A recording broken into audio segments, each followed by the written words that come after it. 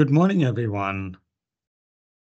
So today's talk is about how to improve column throughput while maintaining low pressure drops as you scale up your chromatography. So it's a very vexing problem because many of us all through the industry do process development on a small scale, little high trap columns or other columns like that sometimes. And everything seems to go well. And we are simply magically scaling these columns up to, 10 centimeters, 20 or 30 centimeters, then eventually to 1 meter columns. And very often, unbeknownst to the people that develop these separations, they encounter significant problems when these separations are scaled up to pilot or large scale. And that is the worst time to be encountering problems, whether it's with column packing, whether it's with high back pressures, then the skids are not able to handle it, etc. So many people, these problems are not new. Many people are familiar with it. And then it hits the timeline, hits the productivity and throughput gains from that particular plant. So we are going to address those problems. But before we do that, I'll take just a minute to introduce the company, Seprogen, to some of you who may not be familiar with us. So Seprogen is a company that has been in business for over 30 years. And we have over 30 FDA-approved drugs that use our equipment in manufacturing commercially approved biologics.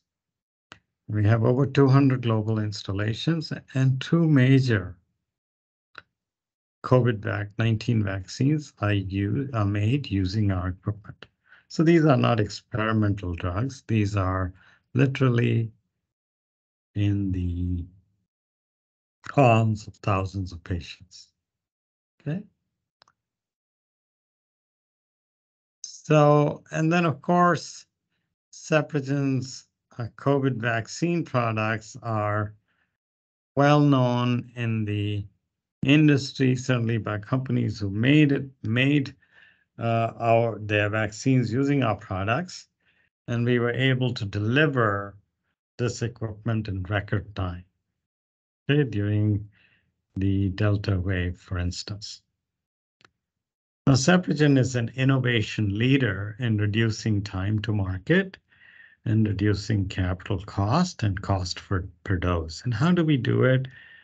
We have a number of unique products that we will not go into today, because today's topic is on how to improve column chromatography throughput without increasing back pressure. But just by way of background, Seprogen makes radial flow chromatography columns. These were invented by Seprogen and now used widely through the industry. Lots of experience in the industry as well as the FDA has with these products. A whole line of chromatography systems from the bench to large scale, probably rivaling the leader in this field. So well established. We also have as many as 4 single-use chromatography bench scale and large scale skids. We've got continuous 2 and 3 column continuous chromatography systems, both at the bench scale and large scale. So very unique in that respect. Again, we are all about scalability. And then we have buffer making. You can't really separate chromatography from buffers. So how do you make these buffers more efficiently? So we have a number of products that address that issue. And then how do you integrate this buffer making capability into your chromatography systems, whether they are single use, multi-use, or continuous systems? So we have some products that do that as well. So that was a quick primer. And ultimately, we are all about making your processing installations more efficient. Okay, and Separagen's products are all focused on bottlenecking your downstream processing. So whether the column is the issue and the pressure drops and throughputs related to columns, whether it's buffer making, whether it's column packing. If you look at this facility right in front of you, a plan of a facility, at the bottom you see the cell culture corridor all the way from the seed train to large scale. And then on the top of your screen, as you round the corner and come to the other corridor, you go through the DSP suites and then to the buffer making and the column packing operations. Now, as the titers go up, guess what? The same seed train, the same bioreactor, bottom side of your screen is going to work fine. But if you make more product, you can make more product in the same bioreactor, but to absorb that product, you're going to need bigger columns. So often that's where the trade-off comes. That's where the pressure comes. If there isn't enough space in those DSP suites, guess what? You're using the same size skids, the same size columns. You're having to do more cycles. So your cycle time's increasing. So your overall productivity of the plant goes down. No? So instead of making maybe 20 batches a year, you're now making 15 or 10. Well, your capital cost is now being amortized over half the number of batches.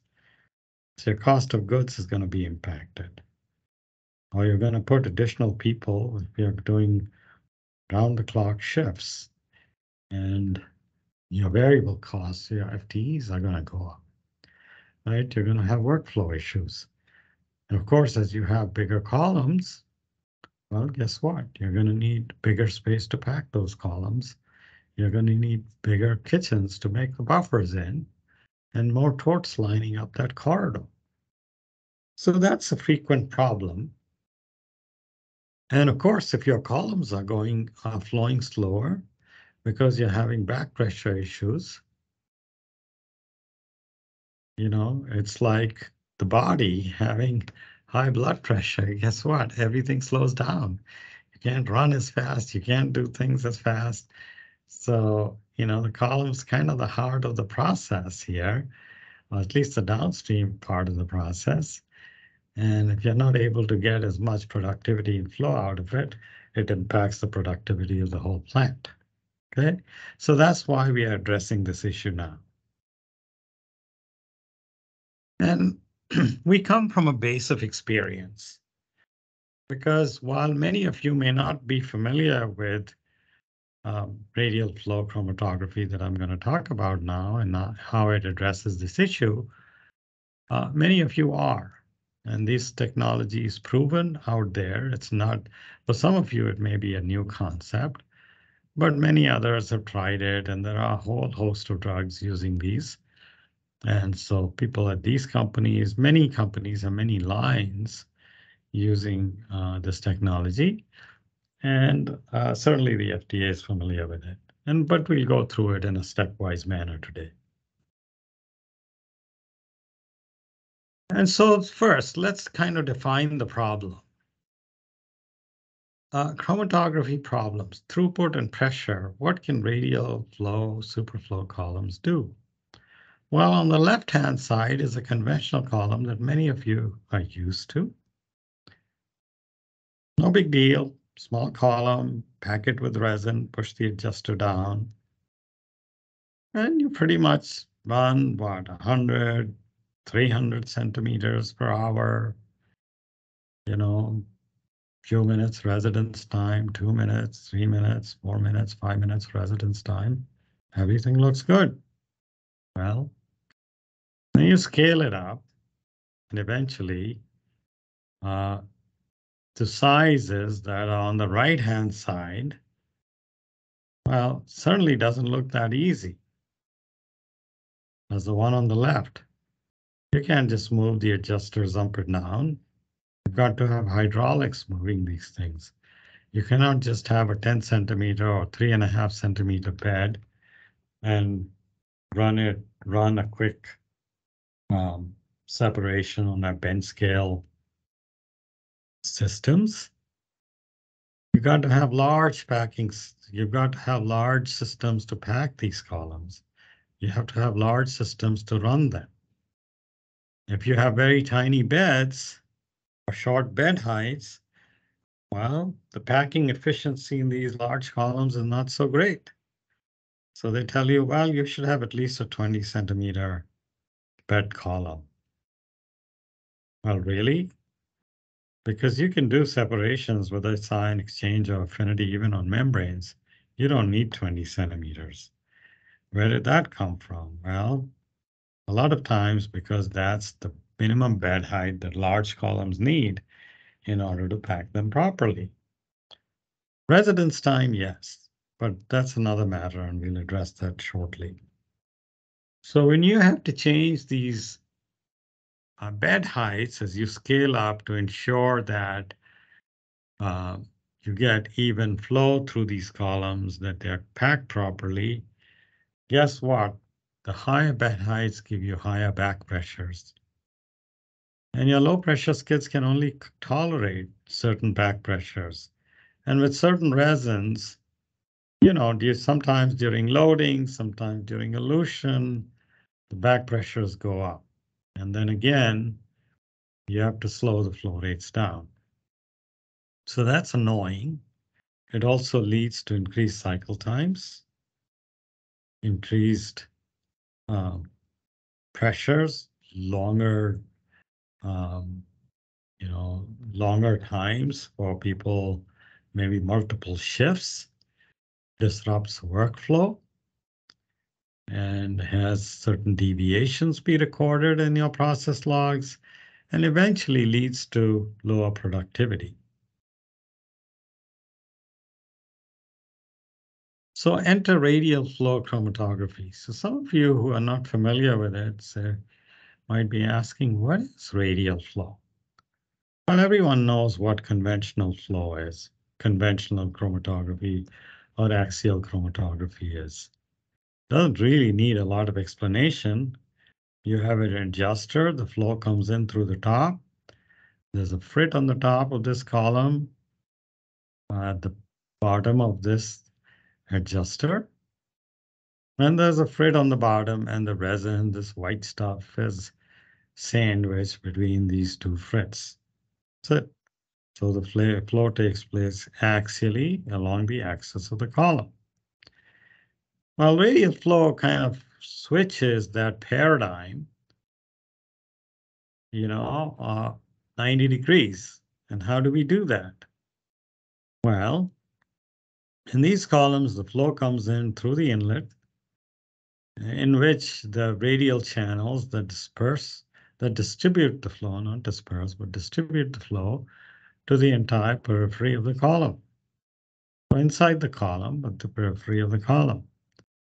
And so inside the outer wall of the column is a porous frit. So instead of there being a circular frit of the column on the top, there's a cylindrical frit on the outside. There's a cylindrical frit on the inside of the column, inside which is a solid core. So now the resin is held between these two inner and outer frits. So what you do in this column is essentially direct the flow, instead of being distributed on the top of the column and going through the resin bed coming out the bottom. Here the flow is distributed to the entire outside wall of the column. And then your sample travels through the outer frit, through the resin bed, through the inner frit. And of course, inside the inner frit is a solid core or hollow cylinder. And so between the wall of the inner frit and this hollow cylinder is a narrow channel, and it comes out the bottom. So the area over which now the flow is applied is not the pi r squared, but it is the area of the wall, which is the 2 pi RH. And the resin bed height, is instead of being the vertical bed height, is the annular distance between these two frits, because the flow is going in this direction. Shown better, or just as well, on this other diagram. You can see the flow coming in here, going to the outside, going through the resin bed, and coming out the bottom. Okay. So in our larger columns, we don't actually have channels. We have two impingement plates. We have an impingement plate that's suspended below the entry, which disperses the flow to the outside. Okay. So it's like a radial cartridge in which the bed is held. And this gives you a very large area and a very short bed height. So that gives you low back pressures, which is what you want for your bind and elute chromatography, right? For ion exchange, for affinity, and for Hick. And you can get very high throughputs because the area is much more. As you can see from the next slide, so this area of this same cylinder, 50 mil cylinder, is 80 square centimeters. If you look at the annular area, and of this cylinder, 50 mil cylinder, if you just look at the pi r squared, it's 10 centimeters. We have 8 times the area. Therefore, for the same linear velocity, you get much higher flow rates. Because what are flow rates after all? Linear velocity multiplied by area. Okay, in this case, the area is the outer wall of the column. And therefore, you can get very high throughputs in the same, in a column which is taller and narrower, and holds very small footprint. So remember we talked about the titers going up in cell culture and how do you scale up? Well, here's a picture. This is a packing skid that we are showing you here for a column. But here's the column itself. That's a 100-liter column, which is the equivalent of a 1.4 meter column. Okay, so 1.4, 1.6 meter column, depending on what the bed heights are. Well, you got that in a narrow column like this, which is the equivalent of, maybe a 45 or 60 centimeter normal column.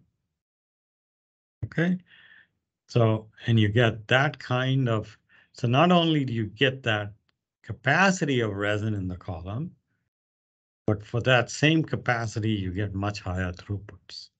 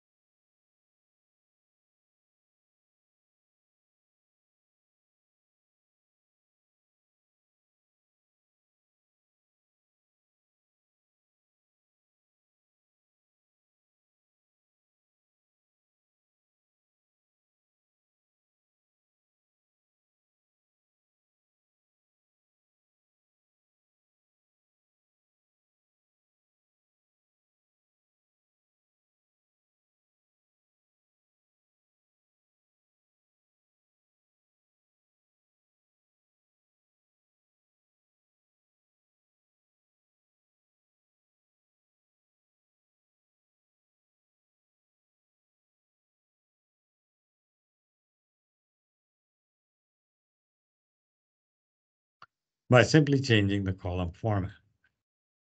Pretty good news. And that's not the only benefit. In manufacturing is huge. Now, what about for clinicals, you might say? In R&D, yeah, you could cut down the time. What about clinicals? Well, you're not going to really do a lot of runs in clinicals. I might do, I don't know, 8 to, 10 campaigns. Then we'll put our column away. And yeah, it takes me a day, but it's no big deal. I don't see the need to change the column. Well, here's a case study. In this particular case, they had a 250-liter bioreactor, 4 grams per liter of titer, so roughly a kilogram a run. And they had down here 40-liter conventional column packed with protein A. Okay, so about $800,000 worth of protein A in this column. And the CapEx along with the skid and the column, somewhere around $350,000, $400,000. So that's the investment in that step. And the output is that they can do the entire batch in a day. Fine. What's the big deal? Well, the big deal is that's over $1 million for 8 or 10 campaigns, after which all that expensive protein A is just going to sit there in the cold room. Because who knows when the clinical results are going to come in and what you're going to do with that material. Okay, so this other customer looked at it and said, well, if I can go 4 times with faster than with a radial flow column, why do I need to use a 40-liter column? Why not use a 10-liter column?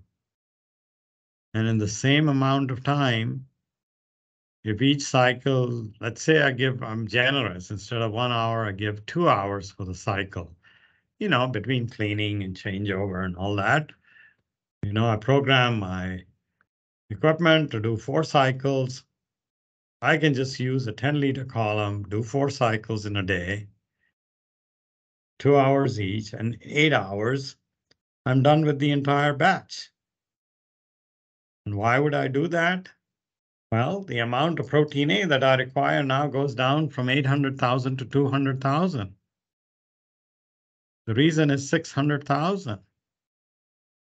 And then I have a smaller column and perhaps a smaller skid from another vendor. And now, instead of spending, almost $1.2 million, you spend about $400,000 and you're able to use that for the entire clinical production.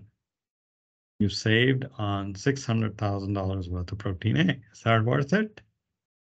Some people might say yes. Because after that, even if you did 4 cycles, you're not using that resin to capacity and to exhaustion anyways over 10 campaigns. So if you did 10 runs or you did 40 runs or you did 80 runs, you're still within the life of the resin. But you're utilizing it more fully, and therefore you're some more prudent use of capital and resources than otherwise. So radial flow columns have a benefit even at the pilot scale. Because of their high throughput, you can get throughput, you can have save time, lower back pressures, and certainly even save expensive resin. Now you might say, well, you're going faster through the column. I'm concerned though. I'm concerned that you're going fast through the column, and what is it really doing for the binding capacity? Am I going to have the same recovery? Well, we've already shown you from, for instance, the Genentech slide that the recovery, purity and impurity profile was all consistent. But here's the theoretical basis for that. So if you look at the dynamic binding capacity of modern day resins, This is what the dynamic binding capacity profile looks like for some common resins, okay? In the old days, this inverse curve would be very steep, meaning that if you were running at 10-minute residence time or 8-minute residence time, the capacity would be very high. You come down to 1 or 2 minute residence time, and your capacity would be in the tank, in the toilet, 10%, 15%, like that. Why? Because these beads were cross-linked beads, and the sites were well inside the bead. So it took the large molecules a lot of time to diffuse inside to the sites and then come out. So the mass transfer limitations were very high. That meant that if you went very fast through this column bed, not all the sites would be available to the protein for binding. But modern day resins have changed. So they're macroporous, so the pores are much bigger. And then on top of these beads, there are grafted sites. So they're like bushes, right? With ligands on the ends of these bushes that are now in the liquid solution. So the mass transfer limitations have been removed, and those many more sites are accessible right at the surface. And so whether you go fast or slow, it doesn't really matter that much.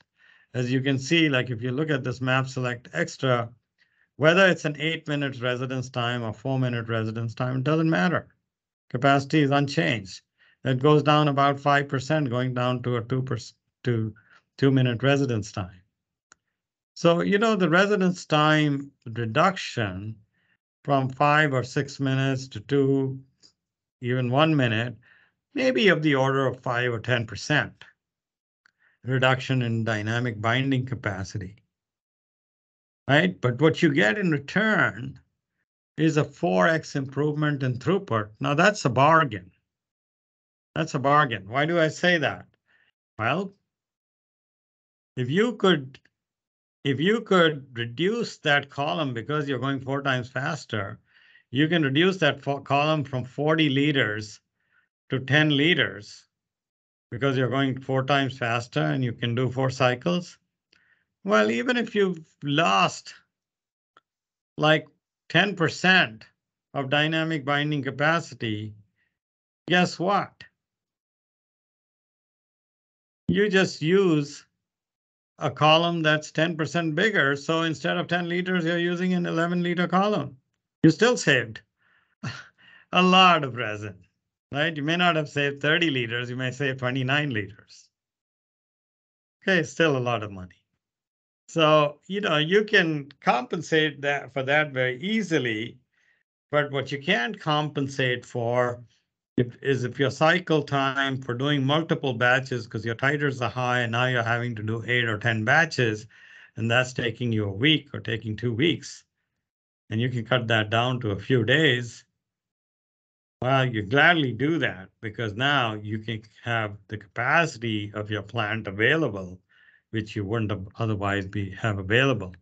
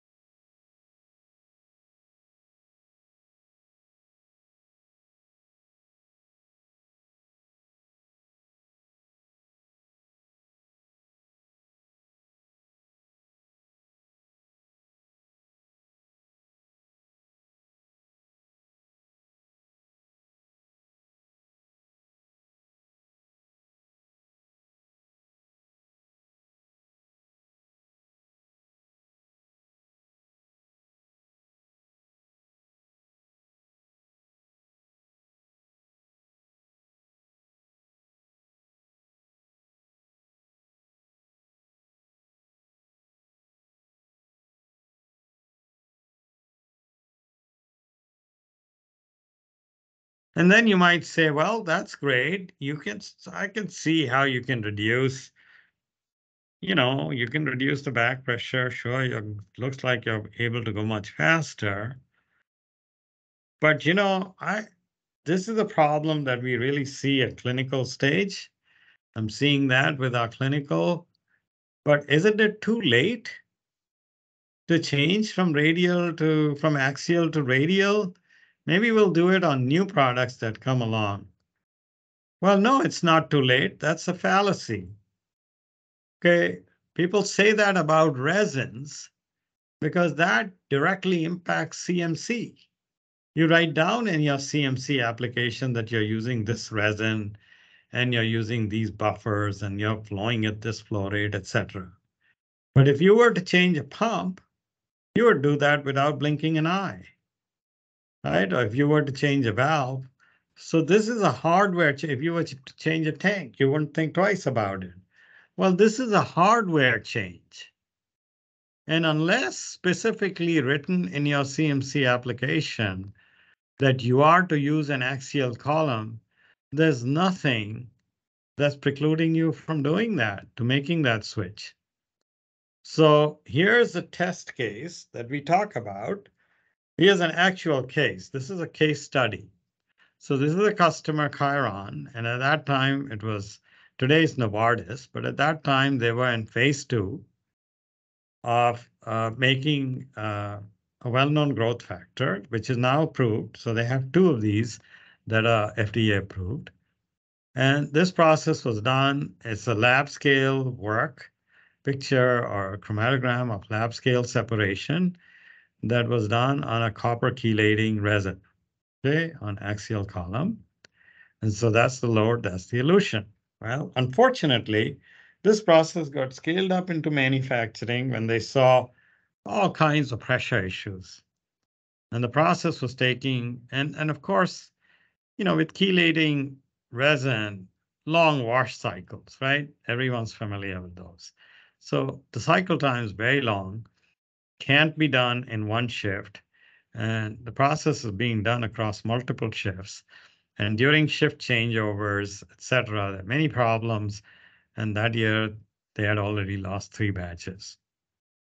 When the production manager started the ball rolling and said we have to look at a different column so we can all get this done in one shift.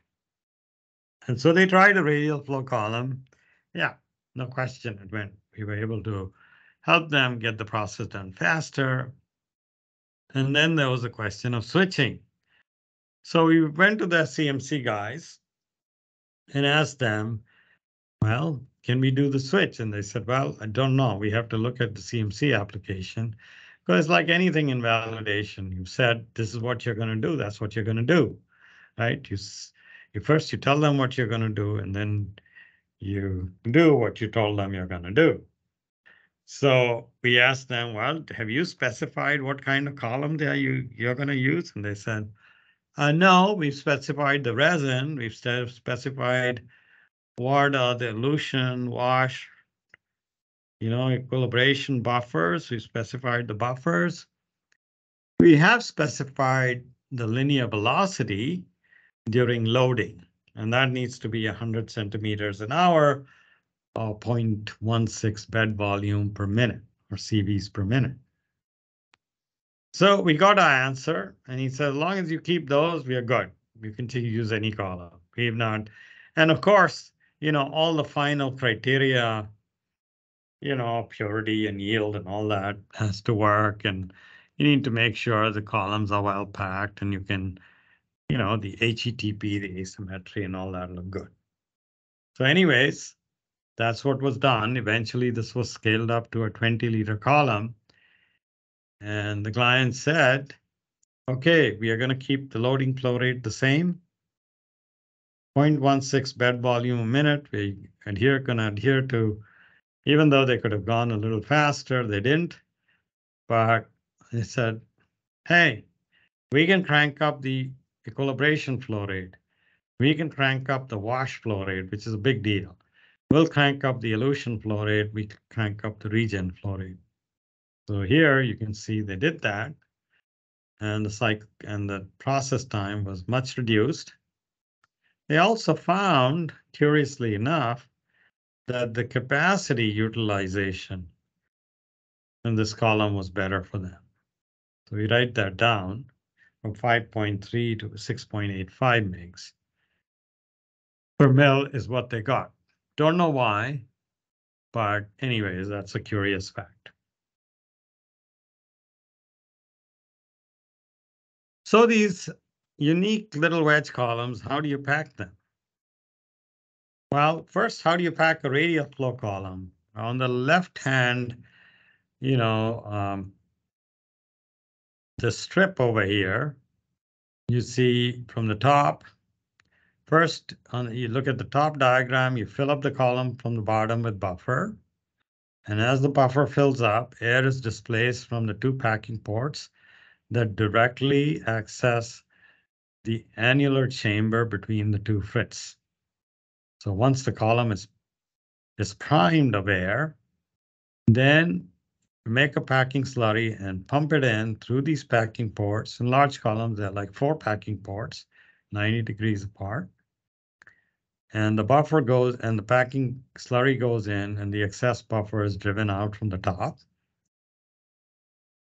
until the bed packs up, to this point. And then the flow is switched to the bottom of the column, and the bed packs up in the reverse direction from the outer fit to the center. And then suddenly you'll see the pressure spike. Pressure will go up anyways as the bed as the bed is being created, but then it suddenly spikes, and that's when you stop the column packing. And then you run the column, close the packing and unpacking ports, and run the column in the forward direction and in the reverse direction and stabilize the bed. And when we want to unpack it, then you pump buffer in and open the bottom unpacking ports, and the bed slurries and comes out. You can pump air in to disrupt the bed, it makes it easier, and then the bed slurries and comes out. And how do you know whether your column is well packed? Well, just as you would any other column. So we have automated packing systems as well. And this is just a chromatogram bed integrity check from one of those columns where you can see here the asymmetry is about 1.18 for this particular pack. So anything which is in the normal range of 0.8 to 1.6 or 1.8, whatever your criteria is good enough, and you can check the HETP and asymmetry. And then on the top here, you see how the wedge is packed. You can simply take a syringe, actually, and with a syringe and a pressure gauge here, and this is the packing port of the wedge, you first, fill buffer in here and drive all the air out. Then you make a slurry and you pump it in, and you see initially the pressure is 0. And then as the slurry goes up and the bed is being formed and packed, the pressure goes up. And, when it's fully formed, then you stop packing, close this port, and you can go ahead and simply run the column. Okay? And then when you want to unpack it, then you pump buffer through the top, open the packing port, and the bed slurries and comes out. So very simple. Of course, we have medium size columns, process columns, large production columns. You can't pack those with a syringe. So you got packing systems, you got diaphragm pumps you can use to pack the slurry into the columns. And we have automated systems. So you have automated systems here for, 5, 10, 15, 20, 50-liter columns. If they're using explosion-proof solvents like ethanol or IPA in the slurry, then we have explosion-proof versions of these. And then for very large columns, like the 100-liter columns we showed you, we have large packing systems like this, where you can simply make a method or make a recipe, just like you would a chromatography recipe. Here you have different packing recipes that can be stored and at different set points, back pressure, the column will start the packing, stop the packing, and the column will be automatically primed and then packed and then bed stabilized. And then you got sensors there so you can check the HTTP and asymmetry and tell you whether you passed or failed. And you've got the entire GMP batch record, an electronic record for that packing. Based on a 21 CFR Part 11 compliant software. And of course, these columns now have been scaled up to very large scale. Whether it's the 30 commercially approved biologics, whether it's mAbs or vaccines or, human plasma fractions up to 20,000 liters. And these large columns that you see are superflow radial flow columns. On the left-hand side are 4 columns running in parallel, processing a very large batch. So tens of thousands to hundreds of thousands of liters. On the right here is actually a very interesting industrial installation. And here we have multiple size columns running in parallel. Okay, so you need it, for instance, one is a 350, the other is a 250, so 600 liters of column capacity, no problem at all, right? And some of these are done, we have installations, large installations of radial flow columns where we are isolating nutraceuticals like lactoferrin from milk or skim milk, running 1,000,000 liters a day. So here's an example of such a process, excuse me, where they are running huge amounts of whey through a radial flow skid. And on the left-hand side is where this process was being developed on one of our smaller pilot units in a food plant.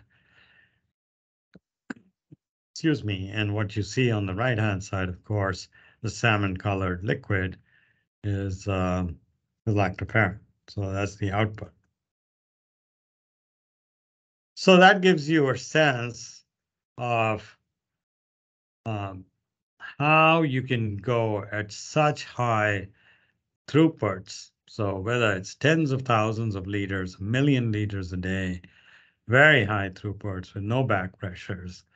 It's done, it's been done, and these installations are operational for decades now, so it's proven.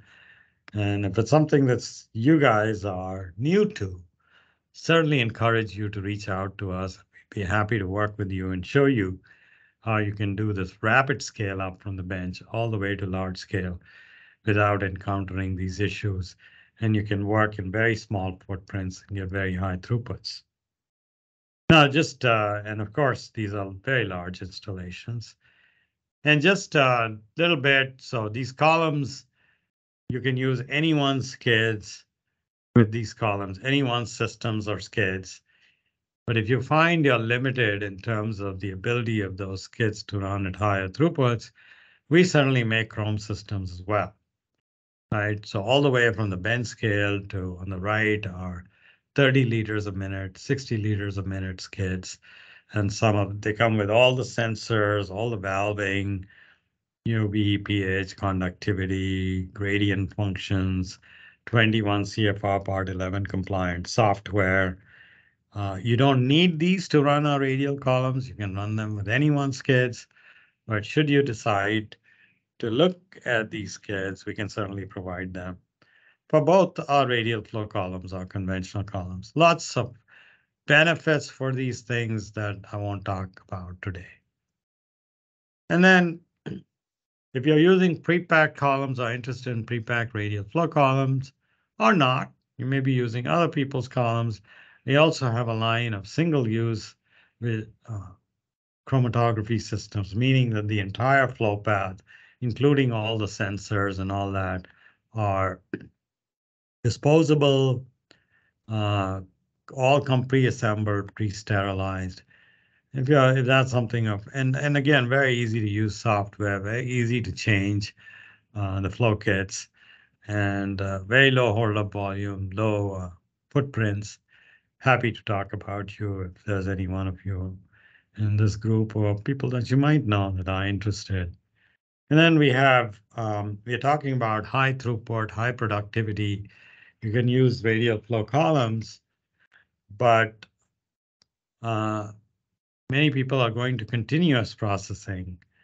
So again, in continuous, whether it's 2 column, 3 column, or 4 column processing, if you're having the flow of one column, the flow through from one column going to the next, the radial flow columns are very good. They can be used to give you the high throughputs without the back pressures. They're ideal for that.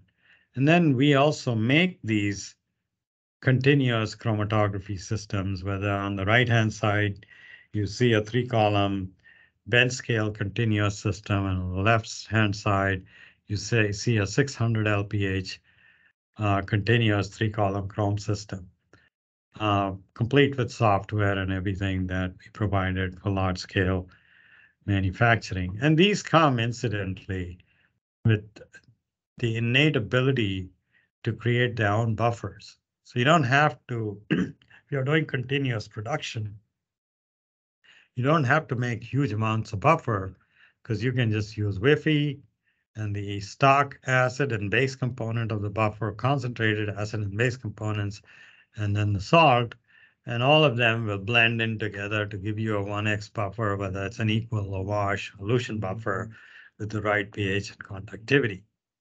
So this kind of P&ID diagram shows a running screen of um, one of those runs. And then we do a lot of customized um, project management. So everything from custom skid development to customized columns.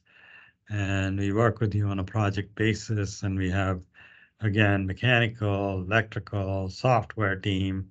We do a lot of our own manufacturing and assembly. So we can certainly work with you on timelines. There were some products during the COVID era where we helped the company scale up their vaccine production from 40 million doses a month to 200 million doses a month. And we did that in 18 weeks in one case and 13 weeks in another case. So we have a lot of our own internal in-house capability that enables us this level of flexibility, nimbleness, and speed. And then we provide you with full-blown GMP support, whether it's FAT, SAT, IOQ, a complete doc package, all the GMP test certificates and all that you guys might need. And our goal eventually is just to help you debottleneck your process, speed it up, and whatever is blocking you, whether it's pressure issues or footprint issues in your plant that reduce the productivity or reduce the workflow, create bottlenecks, those are what we are out to solve, and we are your partner in that. And so that's who we are. We deliver what we promise and would love to work with you on the challenges that you are facing. So with that, I conclude this webinar and am open to any questions that you might have.